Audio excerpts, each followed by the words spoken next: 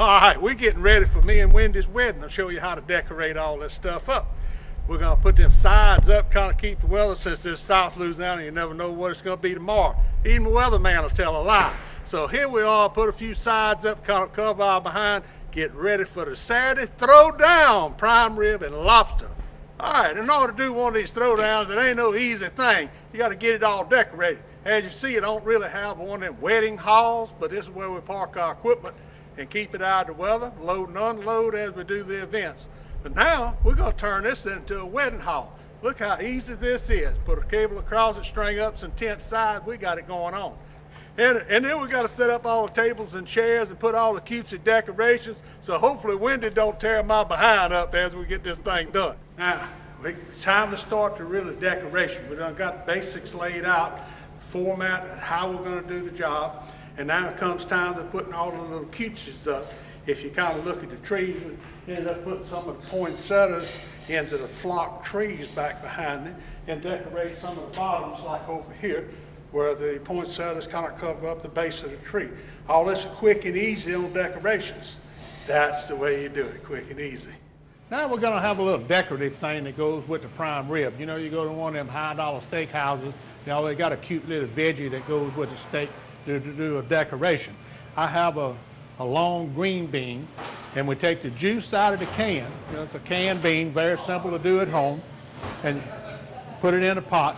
You add butter, and you add some swamp dust to it, and a little bit of seafood ball, just a little touch, and then you're going to have that come to a boil, and you take these little long green beans, say they're a little longer than a normal cut green bean, and there'll be a decoration on the plate. You like that, huh? And then all you're going to do is bring them back up to a boil and then turn them off and let them set. Once you let them set, it's going to absorb all the flavor, and then we're going to put them into a pot. But it can't set too long. We're cooking in cast iron. Green beans soaks up the flavor of cast iron in the bean. Well, it's the acidic nature of the beast, you know, so you're going to have to take care of removing that.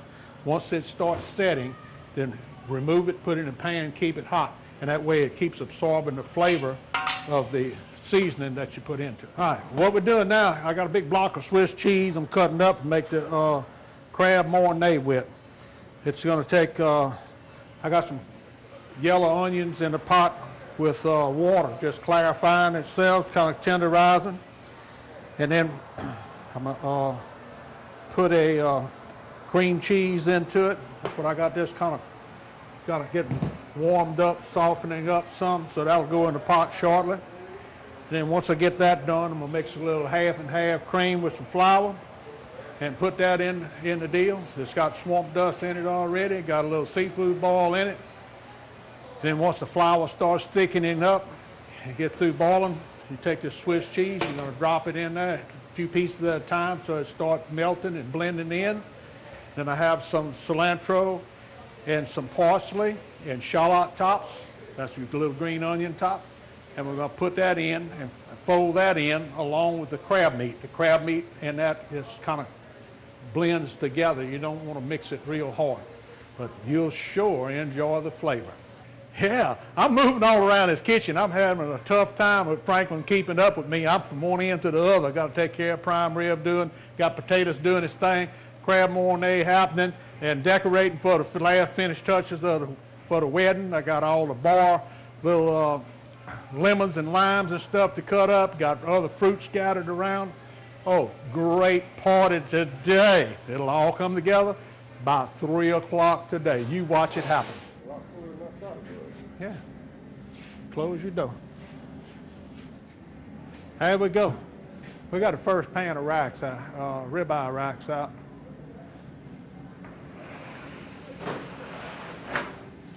There you go. Look here, we got 5 of them racks out. The other one's going to come out in just a few minutes. We're going to pour off the orange jus and put it into a 6-inch full pan and skim the little fat off the top. Goes in the warmer out yonder to be served as the orange jus, which is a topping on top of the prime rib.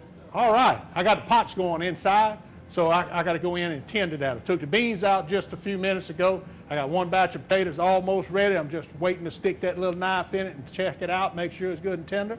And then I got the crab mornay running in the pot right now, so it's a crucial moment. Get in and stir the pot. Let's go!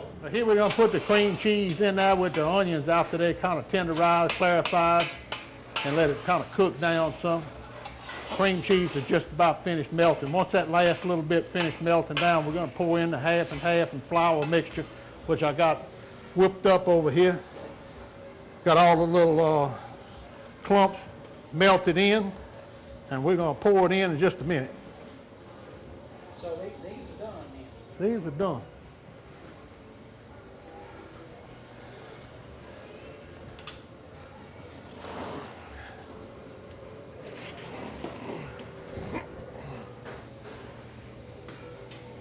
That's the advantage of having a drain in the floor. I was about to say, Huh? I always wondered what that drain was down.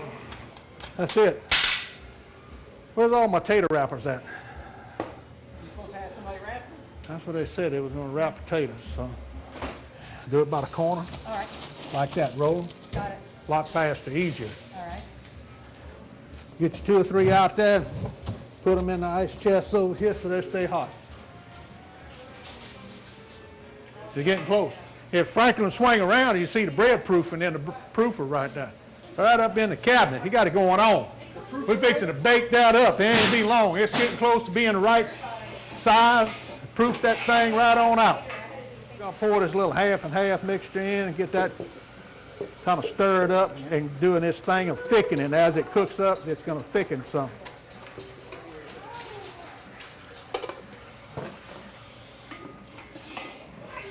That starts thickening there already. You see it, as it thickens up, we can add a little more half and half to it in order to make it work out to the consistency that you need. Also, that Swiss cheese ends up thickening it up too. So we got to have it kind of soupy.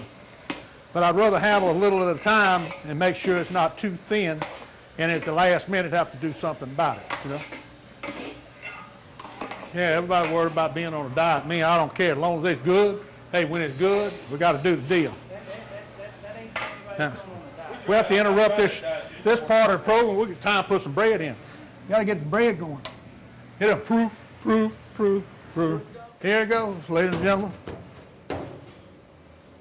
Right before your very eyes.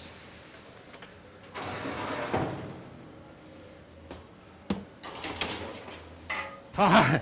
Now we're back on to mornay again. I've been running all over the joint. Franklin's got a tough time keeping up today. This is one of them happening things. Everything got to go at one leg. Hot, fresh, that's what it's all about. You got to be hot and fresh. We got lobster tails going in the basket right now, getting ready to start boiling them. Oh, this thing going to be happening. I'm going to tell you, lobster tail boil and Creative Cajun Cooking Seafood Boil is the absolute utmost low sodium, best flavor you'll ever have.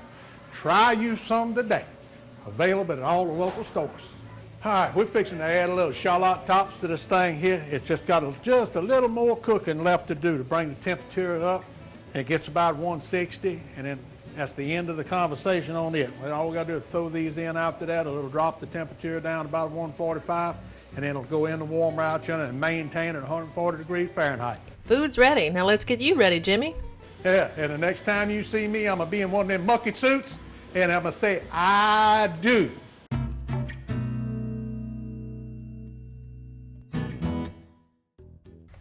Welcome back. On today's show, we transformed this equipment shed into a winter wonderland wedding hall because Jimmy Babin married his sweetheart Wendy and catered the wedding himself at his home on the Diversion Canal. Now today we saw him roasting 10 whole ribeyes in au jus for prime rib, which is something that he can do for any wedding or event. Jimmy also boiled lobster tails in his Creative Cajun Cooking Seafood Boil, and that was so good, on top of the crab mornay dip that he made with half and half cream, cheese, and of course crab meat. Now the lobster tails were a huge hit, and he can do this at any event. If you want to find out more about how you can have your wedding done at Creative Cajun Cooking, go to his website. And congratulations, Jimmy and Wendy. We were so glad to be a part of your big day. We thank you for letting us film everything for the show and appreciate everything you've done for the Outdoor Kitchen Show. Again, congratulations, Jimmy and Wendy.